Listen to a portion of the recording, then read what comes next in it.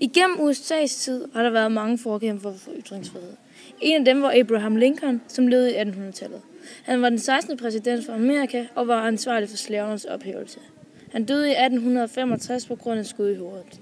Han var en af de præsidenter, som har haft mest indflydelse på den amerikanske historie, minoriteternes rettigheder og friheden. I have a dream.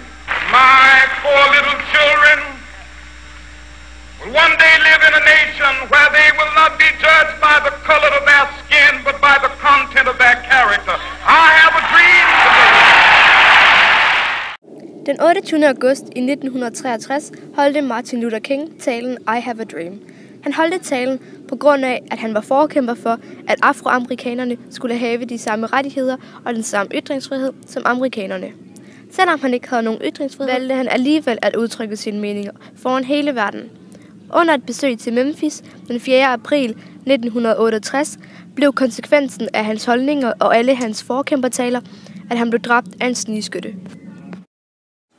Dengang var der stor forskel på racerne. Afroamerikanerne havde ingen rettigheder til at sige sin mening eller i det hele taget at være i samfundet. Move for my seat. But there's plenty others. But this is my seat.